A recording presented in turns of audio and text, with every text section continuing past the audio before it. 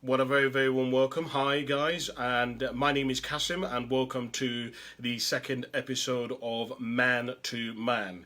The show and the podcast where I talk to you as a man, as a brother, as an uncle, but just as somebody where we just lads and we just have a man to man conversation about life and about various pieces of advice that I would give you as your friend, as your brother, or somebody who knows you. And I hope that today I can add some value to you and in some way I can help you, just as a lad, talking from man to man. I've come to realise, I don't know how many of you know a lot about my story, but one of the things that I've spent a considerable amount of my time studying children and studying child development. And one of the things that I had to learn about child development is there is actually a difference when a man speaks to a man, to like a boy, and when a woman speaks to a boy. When you can have like your mum tell you to stop doing something, and it will have a completely different tone to if your dad also tells you to do the same thing, if that makes sense. And so I've come to realise that it is a bit different when a guy talks to you about the same thing versus a woman talking to you about the same thing. Your missus can tell you that you're messing up your relationship, that you're being a dickhead, but when you hear it from the lads, when you hear it from your father, it has a really very different tone. And so part of why I started this podcast is I wanted to speak to you as man to man, because I realise that whilst you may have amazing women in your life, the same information just isn't going to come across in the same way as if you're hearing it from me. So there's loads of things that I want to talk to you about, and I honestly do not even think this week I'm going to have enough time to talk to you about all these things over a period of an hour, but I'm going to do my very best to try and cramp as much of the stuff that I want to talk to you about as possible in today's podcast. By the way, before we continue, just some housekeeping stuff. If you like the podcast, if you like what I'm talking about today, jump on my YouTube channel, Cassimotive, on YouTube, and subscribe. That's where I put most of my content. There it is. I don't like doing all that sales stuff, but I've got to do it because, I want to try and help more people, and by growing more followers, it helps me do that. Right, okay, let's get into the podcast. So I want to begin off by talking about something that I found really interesting this week, which is it's all very nice looking great on the outside, but do you have a pot to piss in? And I'm sure most of you have seen my title and what I call today's podcast, which is like, it's all very nice you having an RS4 in black, limited edition, but is chaos happening in your life? Are you unhappy? Right. So let's go back and let me tell you a little bit about my life. So back in the days, for about 6 years, I was an estate agent. I used to work for a company called Romans. And when I was an estate agent, I don't know how many of you have been in sales, but essentially, if you've ever been in sales, you will know there's kind of a lifestyle that follows sales, and especially as an estate agent. And I'm going to generalize here. But basically, if you're an estate agent, the typical thing, as most of you know what estate agents are like, right? Estate agents typically what? They have to have the latest fucking car. They have to have the latest suit, like brand new suit. They have to look really posh. They usually walk around with like a briefcase. But also involved with that is there is kind of a drinking lifestyle that is involved. There is a lot of drugs that are involved. And I can tell you that when I was an estate agent, I used to go to like Christmas parties and things like that. And people used to just, directors and people who were really high up in the company, I used to see them doing coke. I used to see them like absolutely getting smashed. I can tell you that I've known people in very high positions in companies who were married, and I've seen them out in London with a completely different woman, a younger woman, and the man was in his maybe 48 years of age, and the girl was like probably 23 years of age, and that was not his daughter. Before any of you try to be clever, right? And one of the things that ended up happening was, as many of you know, is I ended up getting in debt. Okay? I ended up getting in debt primarily because of, I guess, two different reasons. Number one, when I became an estate agent, I moved to Reading as an estate agent for the Romans branch in Reading. And when I moved there, at that time they were changing all the roads around Reading in Berkshire, and as they were changing all the roads around, I started getting parking tickets and fine tickets and bus lane tickets, and I was like, well, this is bullshit. I'm not paying these stupid tickets. Why should I pay for these tickets? My work should pay for these. And also, why are Reading changing all the buses and changing all the bus lanes and changing where you can and can't park? So I didn't pay those tickets back. And what ultimately ended up happening is, of course, they then went to like a bailiff. A bailiff then put money onto them, etc., etc., etc. You see where I'm going with it, right? But on top of this, one of the things that happened when I was an estate agent is I started basically playing that game of keeping up with the Joneses, where everybody would have the latest suit. So I was like, I've got to have the latest suit because everybody else has the latest suit. Everybody else had the latest car, so guess what? I got a car on finance, a really nice car, and it was on finance, and it looked absolutely amazing, right? I used to go on the different holidays. Mate, if you knew me, and you'll ask people who know me, if you went back to when I was an estate agent, my whole life looked sick. My whole life looked amazing. My whole life looked like Cass has got it all together. Cass has got it sorted. I mean, I was in the process of like even buying a flat. So I was doing from the outside, I was doing pretty well. The truth of the matter is, my life was in shambles. Let me tell you how bad things got. And this is kind of stuff that I up until probably about 2 years ago, I could not talk about this stuff because I had so much shame around it, and I had so much guilt around it. So things got so bad in my life that 2 incidents happened in my life. The first, and many people, before I get into that, many people ask me, Cassim, why are you the way that you are right now? Well, and what happened to make you like all motivational and all like want to go and help people? These 2 events that happened to me were the points that event kind of led up to the point where I ended up being the Cassim that you know today, right? So firstly, what happened was one night I got absolutely smashed and I got basically beaten up, and I don't remember most of it. I just remember waking up the next day and I had bruises all over me. And guys, if a black person has bruises, it must be bad, right? And I don't remember most of it. So that was one of them things.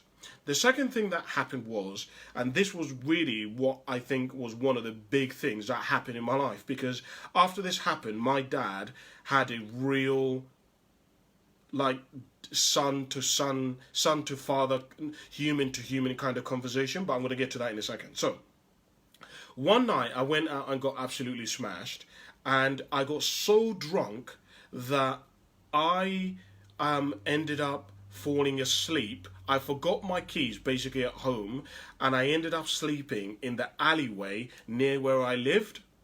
And my next door neighbor usually walks her dog in the mornings, and my next door neighbor found me in the alleyway in the morning and thought that I was dead.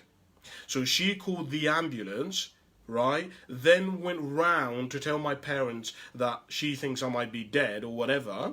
She put me, this is what she told me, she put me in the recovery position. Is that what you call it? Where, what is it? I don't know the word, but you guys know. You can comment it below. But you know that position where like somebody, like the tongue and you get what I mean. I'm not going to get into it.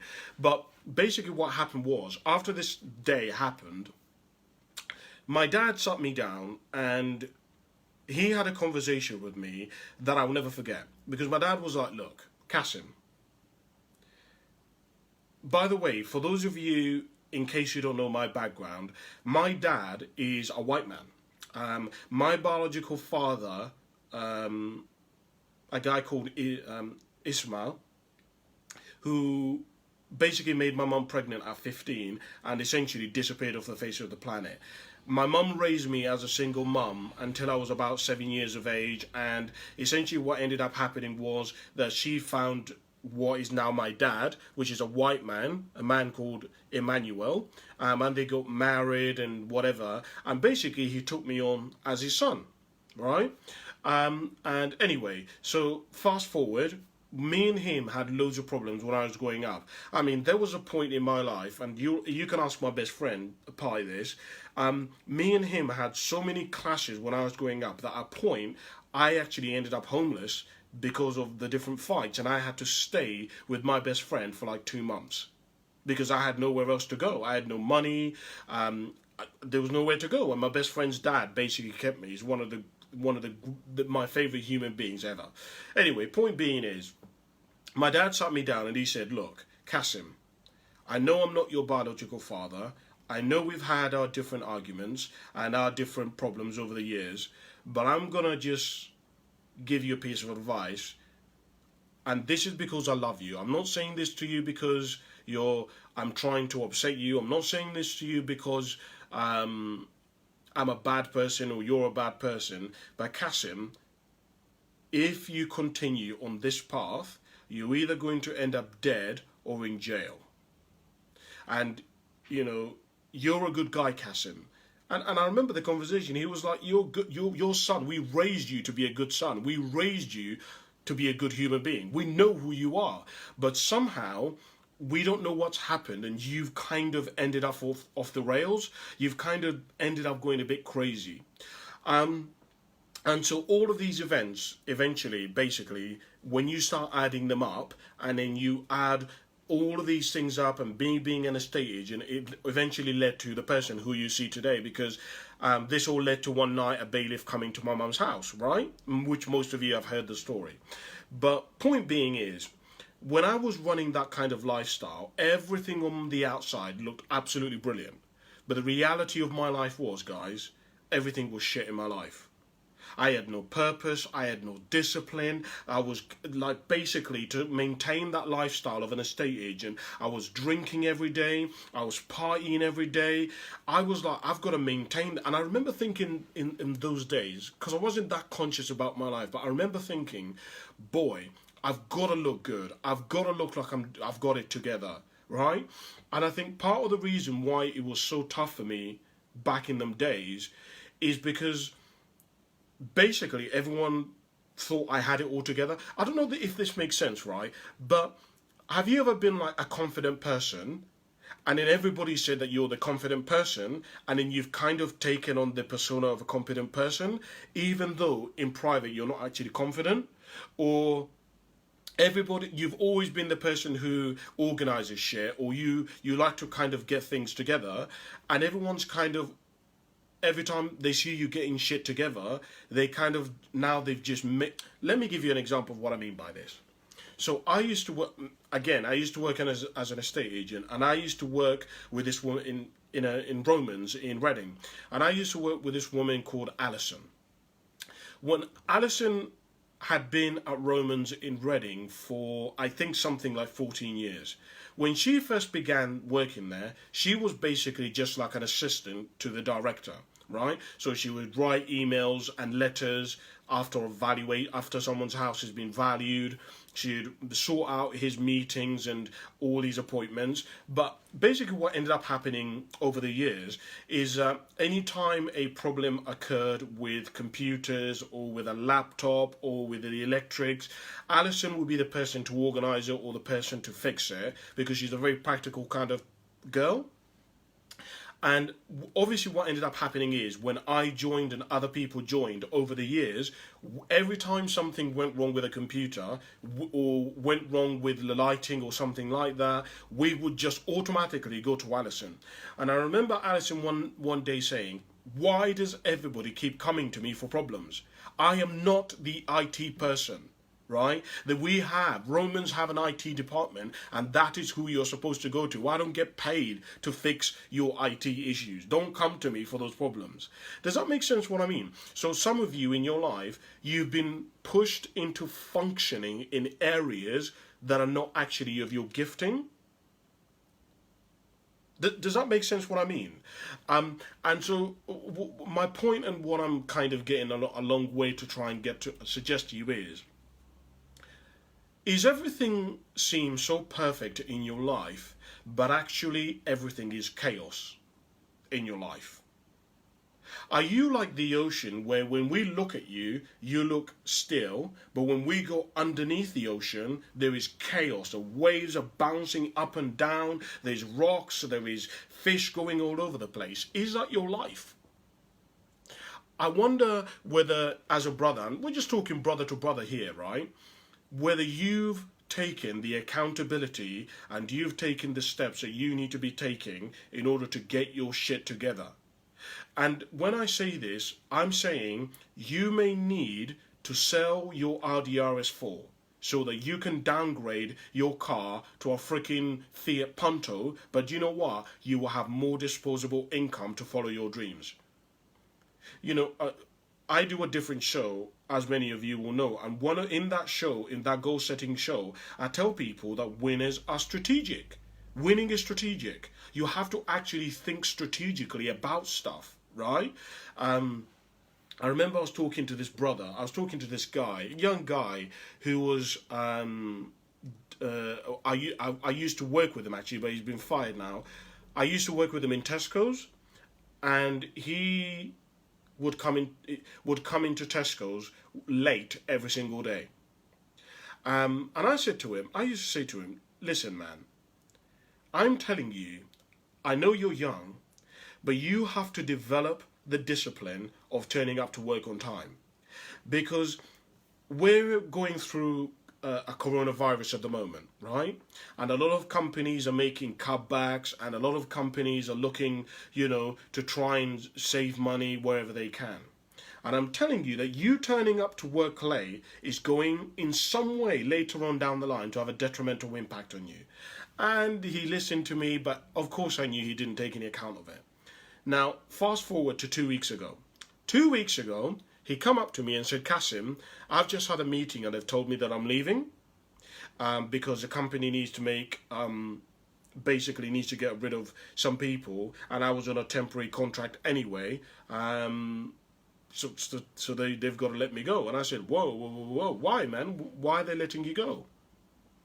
And he said, well, it was loads of reasons. They had to pick some people to leave, but they were talking about my lateness and the fact that also I don't have a high pick rate, and also the fact that I talk a lot. And I said to him, so you mean everything that I told you not to do a few months ago are exactly the things why you've left? And this is some of the things that I would share with you guys. If you want to win at life, you got to start being strategic about stuff. You got to start thinking, okay, yes, you may not look that great to everybody around you, but at least you may be successful in private. You guys, if you've seen me recently, you will know that I live a very simple life. I don't have any designer clothing. In fact, even my bike is a very simple bike. It's probably I think that I bought the bike for like 60 quid or something. I have the money to buy a £600 bike if I really want to.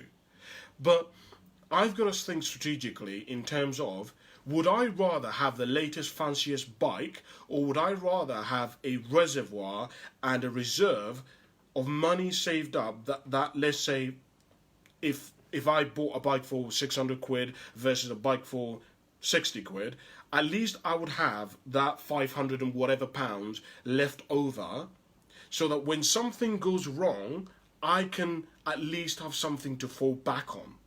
And some of you who are listening to me, the truth of the matter is, in your life, you do not have any savings. You're not even strategically thinking about this. And it's so dangerous. I tell people, the number one reason why men today do not achieve their full potential, do not follow their dreams, do you know why it is?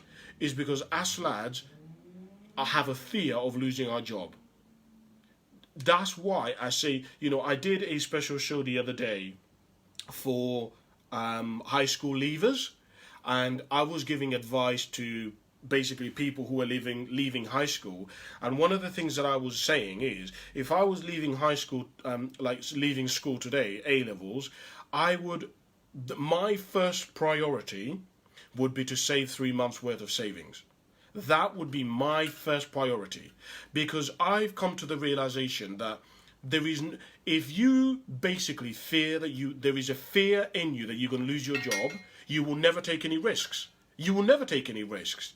And we know that as a man, or you should know anyway, that men, we derive our self-esteem from doing stuff, from our job, from providing. So it is really, really important that as a man you realise that.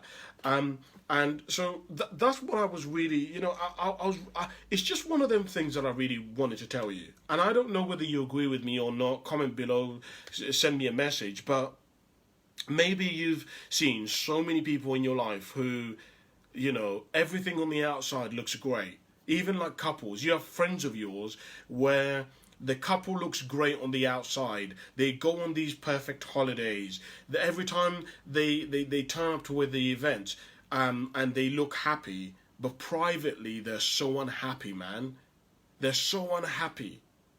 You know, I say to this girl today, there's this girl who, in fact, literally, this has reminded me, I need to order a book for her. There's a girl who I know, called Maddie, and Maddie has just bought a house with her boyfriend, and Maddie and the boy's mum are having loads of problems, essentially, and the problems are around boundaries. And I want to buy a book for her called Boundaries, by a man, I can't even remember his name, but it's like, if you search this book, Boundaries, it's like a really famous book. And because this woman doesn't know, she just turns up whenever she wants at their house. She just literally says, I'm coming over, and just turns up at their house. She has to have control and get basically... So, for example, this guy, is his birthday, okay? Maddie had to go through her to agree for what she was going to do for the birthday and confirm the details with her. And I said to Maddie, that is the most ridiculous thing I've ever heard in my life. How can you possibly say that you two have just bought a house together, you live together, and that you need to go through your boyfriend's mum to get permission to hold a party for him? That makes no sense. That's insane, right? There is a problem with boundaries that you need. And then she was like, yeah, but Cassim, I don't want to cause conflict, but I don't want to... And I was like, Maddie, I'm telling you now, if you think at this point in your relationship that this is a problem, can you imagine if you get married? Can you imagine if you have kids? Right? It's going to get even worse. So, anyway, you guys have actually reminded me. I need to order that book for her. In fact, let me write that down before I forget. Book for Maddie, Boundaries. Thank you, guys. You reminded me of that. By the way, guys, actually, whilst we're on this topic, I'm going off topic slightly a little bit. I didn't want to talk to you about this, but this is important. So, can I make a suggestion to you? Just talking man to man here. If you think a friend of yours needs to read a book, needs to go on a certain seminar, do me a favour. Take him out for an Nando's and have the conversation with him and give him the book. If you think a friend of yours needs some guidance, do me a favour. Ask somebody who you know in your life who needs to give him guidance, give him to talk to them. Do you know why? Because I think there is a tendency as men for us to say this mind your own business bullshit that I hear so much. I disagree with that, man. Because some of you guys, right, you know that some of your friends are suffering. You know that some of your friends are unhappy, right? Why don't you help them? Why don't you give them a book or send them in the right direction? If you know that one of your friends is clearly struggling with mental health, send them in the right direction if you know how to deal with mental health. And I know that a lot of you have never actually thought about this kind of stuff, but I guarantee you, one of you who's watching this, you know exactly what I'm talking about. You know somebody in your life who there is something happening in their life which you know you could help them with, or somebody could help them with. My question to you is, bro, why have you not recommended the book or the seminar or the course? I'm just saying, don't let your friends fail. if one of your friends clearly has like a drinking problem, listen to me. You need to sit them down and have a proper conversation with your friend. I think there is, I just think as lads, we don't do this stuff anymore. We don't really care for people anymore. Our job as men, as part of the human family, isn't just to look out for our missus and our children and our own family. You've got to look out for people in your work. Let me give you a perfect example of what I mean by this. So, when I was working in the cooperative, by the way, I told you that I would go off topic today. I haven't even talked about hardly any of the things that I wanted to talk to you about, but I just, that's the way I go, but I think this will be interesting for you. So, when I used to work for the cooperative, there was a guy called Jack who used to work there. Jack is a guy who is, I think, 21 or 22 years of age. And Jack would do these really bizarre things. For example, Jack would, can you imagine this? Imagine this, right? Jack would turn up to work and he would buy a crate of beer. This is after he's like about to finish his shift. He would buy a crate of beers, leave them in the fridge or in the chiller. Okay. Then what he would do is he would sit in his car outside of the cooperative, and he would leave his beers in the chiller, go back and forth from the chiller as he finishes his beers, and he would go through the entire drinks. And I thought to myself, and I remember having this conversation with him where I said to him, Jack, you can't do that, mate. You can't sit in your car. You're going to get yourself arrested, whatever. Anyway, point being is, everybody hated Jack. Everybody was like really upset with him. Everybody kind of thought he was a loser. But I was like, do you know what? I'm going to believe in Jack. Everybody was always horrible to him and nobody really spoke to him and nobody really gave him the time. So I said, do you know what? I think that if I was in that kind of position, everybody would have given up on me. I want to be the only person maybe in his life who actually cares for him, who doesn't give up on him. And so every single day that I saw him, I would give him words of encouragement. I would say to him, Jack, you're going to do great things. Do you know what, Jack? I know at the moment that you're young and you're making these mistakes, but I know you're going to do better. I know, as a brother, I know that you have a lot of potential in you. Now, I know this stuff may sound stupid to some of you, and you're like, come on, Cass, man. You saying that to him is not going to change him. It won't, but you know what? I've come to realise that just a few words sometimes can mean the difference between someone committing suicide and not committing suicide. I've come to realise that you saying one kind word to somebody is the difference between them turning their life around and them not turning their life around. Just simply by you having a conversation with them. You will be shocked at the amount of people who have a friend who levels with them and says to them, bro, you need to get your shit together. Stop messing up. Like, some of you, in fact, can relate to this, where you have a friend of yours, right, who was being a dickhead. He's in a relationship being an absolute dickhead. He has an amazing girl and he literally is about to blow his opportunity with this amazing girl. And you said to him, listen, man, I know you want to come out. I know you want to come and play FIFA. I know, but mate, listen, I'm telling you, go home. Go home and fix your relationship.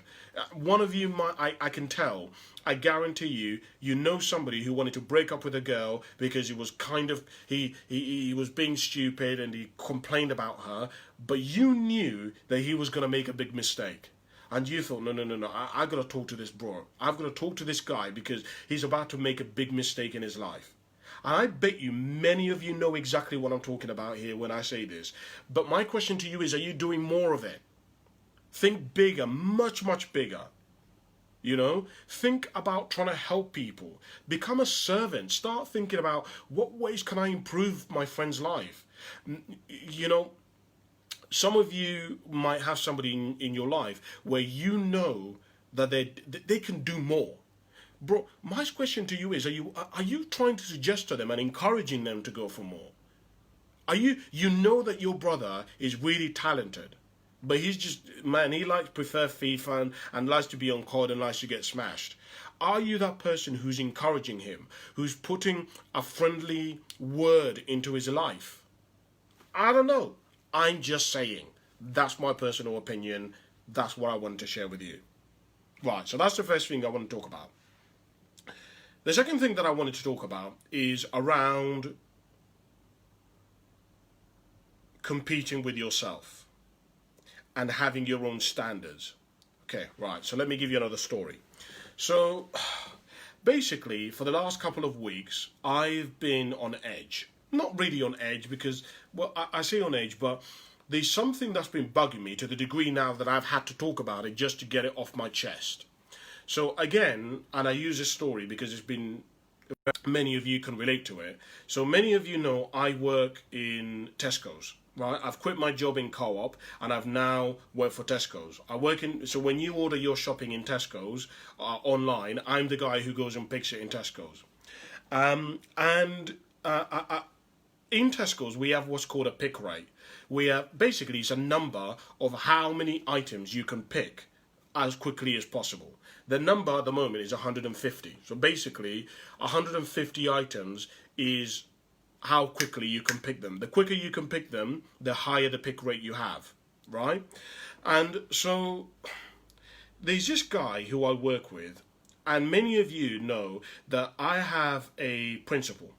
I have these principles in my life, rules basically, that I decided that I'm going to live the rest of my life by. One of the rules that I have in my life is that I will do the best that I can at whatever that I'm doing. I will give my best, right?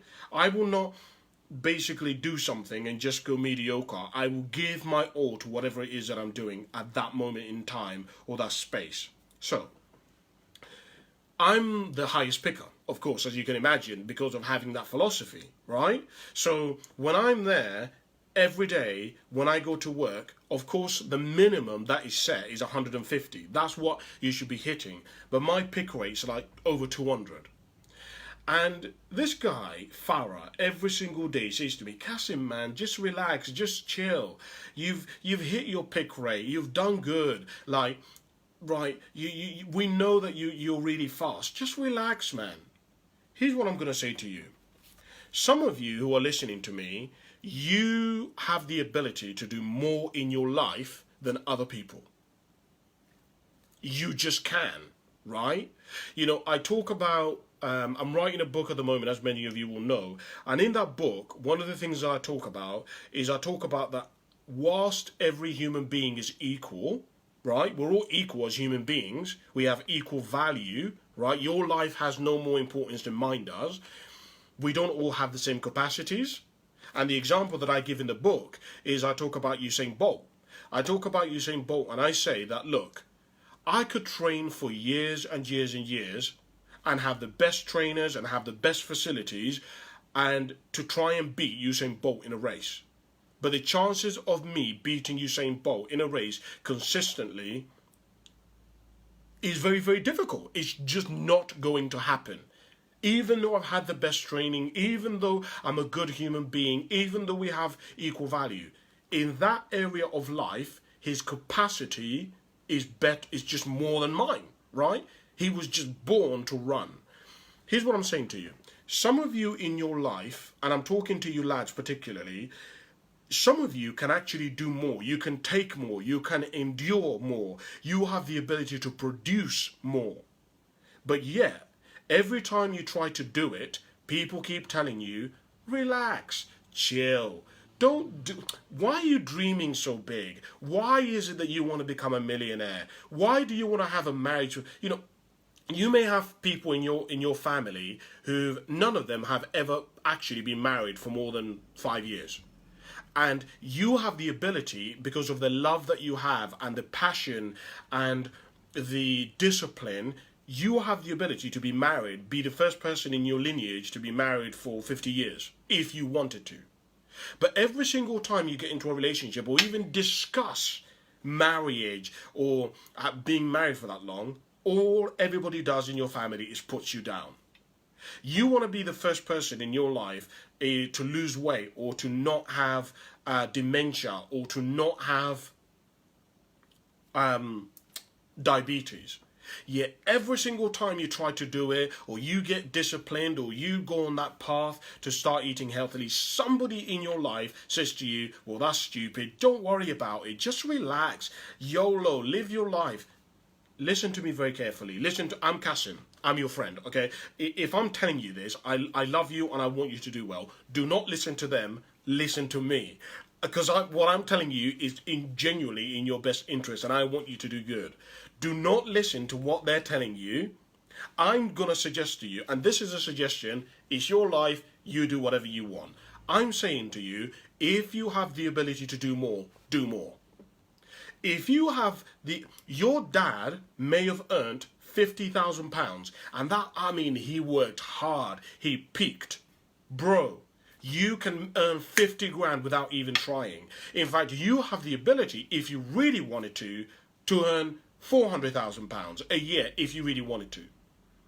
But you're sat in the shadow of your father because he said, well, I did amazingly and I was the top of my class and I pushed and I worked hard. Yeah, that's all very nice, Dad. Hold on a minute.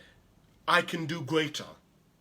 And so what I'm going to suggest to you is, I think one of the really important things, just talking man to man here, that we lads need to understand, and I had to learn this about myself, is you've got to determine your own standards.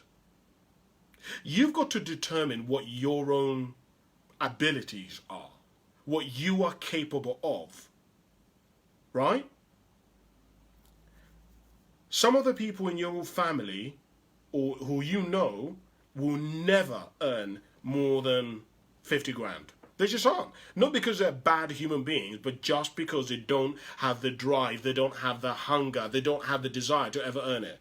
You can, because you have the desire, you have the hunger, you have the discipline, you have the ideas to be able to provide in service or in value so that you can earn that kind of money, if you wanted to. Some of you, the reality is nobody in your family is ever going to be healthy. They just aren't. They're not interested. They're not motivated to do it. You, though, do. In fact, not a single person in your family has ever run a marathon or any kind of event. But you, in the back of your mind, you'd love to. Bro, I'm just saying to you, do it. Don't let them tell you what you are capable of doing. Do not let other people define your ability. What they think about you and your potential is none of your business. Right? None of your business. Let them do them. You do you. And, I say to people that sometimes, as a result of this, look, you are probably going to lose some people in your life. In fact, I know you're going to lose people in your life. Because there is this term that I wrote in the book, actually, called crabs in a barrel. There's this story, and I'm going to paraphrase the story because I can't remember exactly the story. But essentially what happens is, if you put a crab into a bucket and you leave it in there, the crab is so clever and intelligent that it will actually figure out how to get out of the bucket. It will just climb out of it. If you put two crabs in a bucket and one of them tries to get out, the other will actually pull it down and stop it from leaving the bucket. If the crab then continues and persists on still trying to get out of the bucket, do you know what the other crab will do? It will eventually kill it. Right? This is the information that we know. Crabs do not like other crabs leaving them. And the reality is, guys, this happens a lot. If you decide that you have the ability to do more than some people in your life, because you can run a marathon, but some of your friends have never ran freaking 10 miles, right? You want to start a business, not a single person in your vicinity has ever even dared to start a business, right? But you're like, oh, yeah, but Cass, I'd really like to start my business. I'm just saying to you, do it. Do it. Because, I talk about the fact especially when I teach leaders actually, that if you don't do whatever it is in your life that you're meant to do, you're actually a generational thief. Because you are basically robbing us of something that only you can do, and that's selfish. I find that selfish. I find it. I use the example of Michael Jackson, and I say, imagine if Michael Jackson made the decision that he made all that music, Man in the Mirror, Gone Too Soon, and then he said, you know what? I don't want to release it. I don't want to put out Man in the Mirror. Imagine how selfish that would be. It's not right that he would deny us something that belongs to this generation, or his generation, I should say. Imagine if Eminem made all of his albums, encore, you name it, right? And he decided not to release any of them. How selfish. I would be missing out on Toy Soldiers. I'd be missing out on all them 6 songs. So what I'm saying to you is, man, I'm just talking man to man here now. We're just talking brother to brother. I'm just going to say to you, you've got to walk in your own lane. You've really, really got to determine for you what your standards are. There are some people in your life, right, who are okay to cheat. Cheating is okay. Bro, I'm saying to you, you need to determine whether cheating is okay for you. Right? Remember what happened? Earlier on, I talked about the fact that I used to have that boss. I used to work with, when I was an estate agent, I used to have a guy called George Steedman as my boss. And George was a fascinating guy. I learned so much from him. George, basically, what would happen is, George earned, of course, being the branch manager, earned more money than everybody else in the branch, right? His basic was much higher than everybody, etc., etc. Bearing in mind that the person who earns the most amount of money, you would think he would have the latest car, he would dress in the nicest suit, etc., etc., etc. But all of us young guys all had a more fancier car than he did. We had regular haircuts every single week. We had suits, brand new suits, every single time we got paid. George did none of those things. None of those things. And I started to think about this, and I started to wonder, why is it that George has a Ford Focus, which probably cost him $2,000, and I have a car which cost me 14 grand? I don't understand. I earn less money than him, he earns more money than me, yet he has a shitter car than me. What's going on here? And what I essentially began to realize is that George is strategic. George understood that he would rather have more money saved and more money there at his disposal than look really great.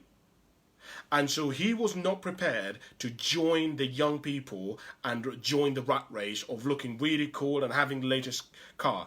He just wasn't interested. George actually was one of the greatest lessons that he taught me. The other great lesson, again, I'm going off topic, but I think this is important.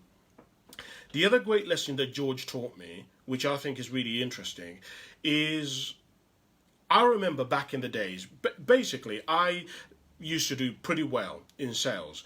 And there was a year where I did exceptionally well in sales. I was a top salesman in the company.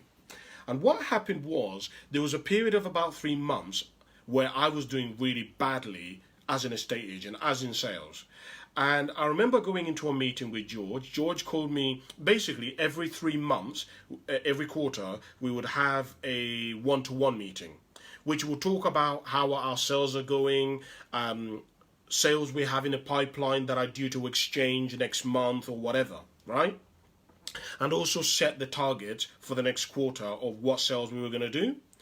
And I remember one particular one-to-one, I remember I sat there and George sat back in his chair and George said to me, Cassim, you've been doing really well. Obviously, your performance recently hasn't been good. Is everything all right in your life? What's going on? What's wrong?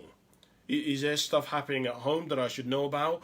Why do you think your sales are not doing very well? And I remember I then went and spewed all of this stuff. I said, well, George, you don't understand. There's loads of new builds being built around Reading, which means that there is more choices for buyers. Hold on a minute, George. Because the Crossroad is coming to Reading, hardly any of the buyers want to buy a home, right? And so because they're all waiting. Also, George, one of the other things that's happened is the market's become really competitive because London prices have become really expensive, and as a result more people have moved to Reading and the investors keep outbidding all the first time buyers. right? And the investors are making stupid offers, or they're not making basically I can't even remember the exact excuses, but I gave George excuse after excuse after excuse after excuse. And I remember George sat there very patiently, as George did, and he listened to me give all these excuses. And sat there and listened to me give all these reasons as to why I wasn't doing good. And then he said something to me that I'll never forget. George goes to me, Cassim, do me a favour, point at me. And I was like, huh? He goes, point at me, Cassim. And I pointed at him. And he goes, hold your hand there. He said, how many fingers are pointing at you? I was like, what? I wasn't understanding the lesson that he was teaching. I was like, I just, I'd been in this train of thought of giving all these reasons, and now all of a sudden he's asking me really weird questions. He goes to me, how many fingers are pointing back at you? And basically what George made me realise is, he said that when you start pointing your finger and you start blaming everybody and everything, you have one finger pointing at everybody, but there are 4 other fingers pointing back at you. Did you get that? That was, for me, I swear to God, that was one of the most defining moments of my life. Because from that day, I began to realise, okay, every time I'm complaining about something, that means something about me, I've made an error. Something that I thought I knew isn't right. This is why, let me explain to you what happened. In fact, I actually talk about this in my book. This is why, when I heard Jim Rohn say, for things to change for you, you have to change. For things to get better, you have to get better. To have more, you have to become more. Don't wish things were easier, wish you were better. Don't wish for less problems, wish for more skills. Jim Rohn said, if you will change, everything will change for you. When I combined what George said, and I also combined with what Jim Rohn said, boom! My God, I was like, oh my God, I'm the problem. The reason why I'm not successful is because of me. The reason why I'm having all these problems is because I keep making errors in judgment. The reason why I'm not as successful as everybody in my life has been telling me. Because all throughout, when I was growing up, everybody told me, Cassim, you're going to do great. Cassim, you're going to be successful. Cassim, you're going to be a star. All my life, people told me this. Now, I never actually believed this, but I kind of was like, well, maybe, potentially, I don't know, whatever, right? But when I heard George saying this, I was like, maybe this isn't why. Maybe something about me as a brother here, maybe I'm wrong. Maybe, I remember Jim Rohn said, everybody is following somebody's plan. Whose plan are you following? He said, you may be following the wrong plan at the moment, which is not going to get you some of the things that you want. Boom. I was like, what? What did he just say? What did he just say? That I may have bought into the wrong plan? Hold on a minute. Let me just see what plan I bought into. So my plan was, of my life, go to school, go college, go to uni, get a job, get a missus, get a house, get married, have some kids, live my best life. Live what I call a Nando's life. Guys have heard me talk about what I call the Nando's life, right? I say to people all the time, me doing this video today and doing this podcast was never my intention. I don't even want to do these podcasts. The only reason why I do that is because I know it's going to add some value to somebody. I know one person is going to listen to something that I say today and they're going to think, never really thought about that before. If it wasn't for that, I would not do it. I don't like speaking, right? It's not my intention. So let me tell you about what I call the Nando's life. My dream for myself as Cassim was I dreamt that I would have the Nando's life, which is essentially that I would have this life where I've got a decent job. I get to go on 2 holidays every year. So sometime around March or April, I'd go on a holiday. And then sometime around like June, July, October, somewhere like that, I'd go to like Ibiza or something like that. I would go to Nando's twice every single month, right? Once usually when I got paid at the end of the month, and the other would be halfway through the month, because of the points that I'd accumulated, right, on my little card, on my chili peppers. And I would, of course, when I go to the Nando's, I would have my half chicken medium with coleslaw and chips, and I would have use my side as to top myself up, right? And I would have this nice house, and I would do sales, and I'd be top of the sales, and I'd have a really nice car. That was a life that I dreamt. That's what I call the Nando's life. As you can tell, I don't live that life anymore, right? And part of the reason why that was because Jim asked me, or back in them days, I actually thought he was asking me, whose plan did you buy into?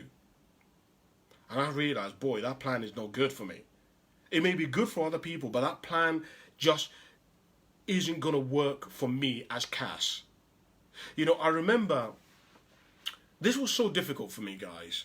And again, I'm just talking man to man here, and we're just discussing this, but I remember there was a point in my life where I found, in fact, not even just back then, but even to this day, I still struggle, because I remember thinking, Cass, you came and moved to England 2 days before 9/11. I actually moved to England 2 days before 9/11, September 9/11. That 2 days I moved here. I don't know how many of you know, but basically, after 9/11, getting into England or becoming a British citizen became extremely difficult. And I thought, fuck me, imagine being that lucky that I made that kind of window. Because I remember my mum's sister actually wanted to come over, but she couldn't become a British citizen anymore, right? And if you speak to people before kind of 9/11, becoming a British citizen from a foreign country was actually pretty easy. After 9/11, not gonna happen, right? I remember, by the way, I don't know if you know, my name Cassim means the difference between what is right and what's wrong. And the reason why I was given that name is because my mum got pregnant at 15. My mum was actually going to have an abortion, because basically what ended up happening is my biological father made her pregnant and basically disappeared off the face of the planet. I actually didn't meet my biological... In fact, my life is so crazy. When I moved to England, we found out my biological father actually lived in London. And we set up a meeting to go and meet him. 2 days before I was supposed to meet him, which happened to be on fireworks night, we found out he was dead. So I never actually got to meet him, right? How insane is my life? Anyway, let's track back. The reason why I'm named Cassim means the difference between what's right and what's wrong. When my mum got pregnant, she was going to have an abortion. But her mum convinced her not to have an abortion. And I actually, because my mum was doing her studies at the time, so my grandmother actually raised me. I think my mum told me for the first 6 months, my grandmother was a person who would look after me and raise me. And when my mum had me, she said she had made the right decision. That is why I'm named Cassim. There's a little story for you. So basically, going back to my point, I remember I was thinking, all these things have happened in my life. I've got to give something back, man. Because I've clearly, I can tell loads of people from like Poland, from Russia, from all kinds of places around the world want to move to England to make it. I've made it. I'm basically a drunk. I'm in debt. I don't have any money. I'm not in a serious relationship. Boy, this is shit. Like, how can I be in England? I can study anywhere. I can go to any university. I can start any business. I can basically get any job that I want if I work hard enough and I'm qualified for it. Cass, what the fuck is wrong with you? What are you doing, man? And that's actually part of the reason when people ask me, Cassim, why is it that you're so driven? Why are you so charged? That's part of the reason. Because I hold myself to such high standards because I'm like, I made it. Do you know how many people from Africa would love to be in the UK, to be in England, and they can never be? So I was like, So all the time I'm like, Cassim, you've got to be successful. You've got to make it because you've got to go back and help other people in Africa. You've got to go and inspire them. You've got to go and build schools. You've got to go and build libraries. If you don't, you're an idiot because you have the opportunity to.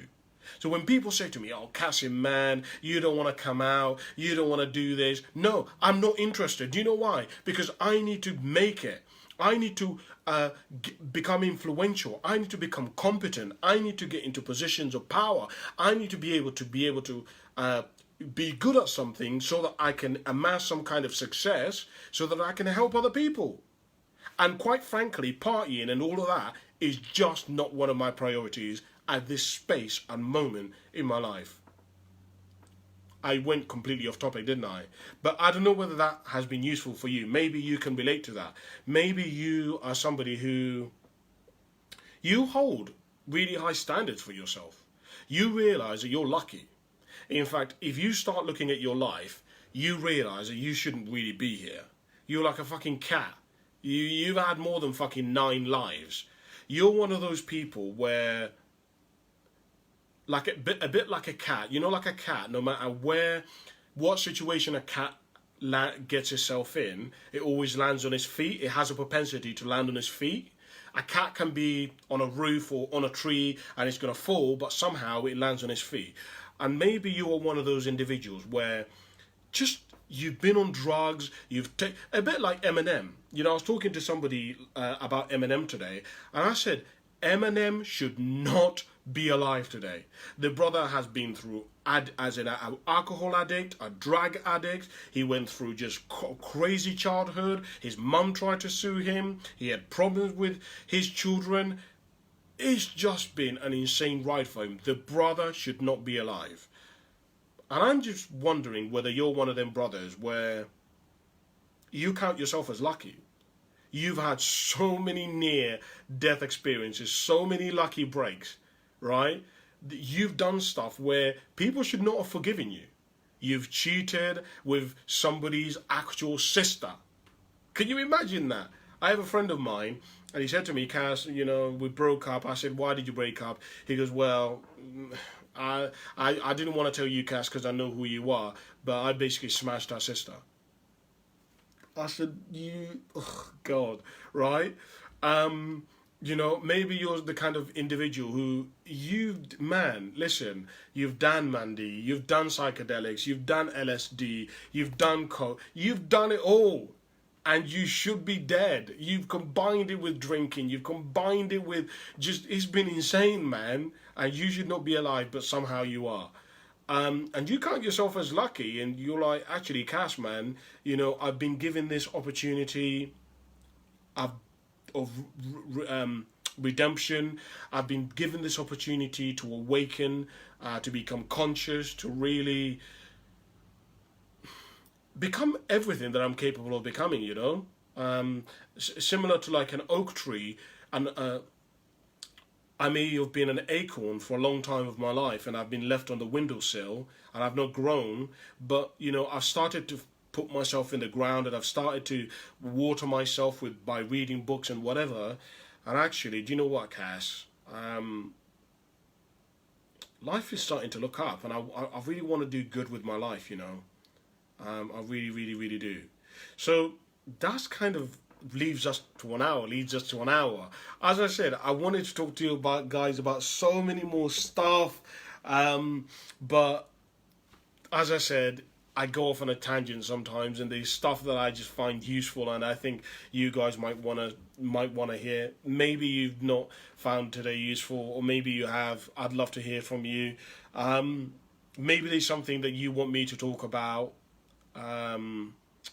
Just as a male conversation, mental health or pregnancies or whatever, send me a message. I'd love to hear from you. Don't forget to like and subscribe to my channel Cassimotive on YouTube. That's where I keep most of my stuff. Yeah, thank you so much for listening. Thank you so much for watching. And I shall see you in the next episode number 3. See you then. Bye for now.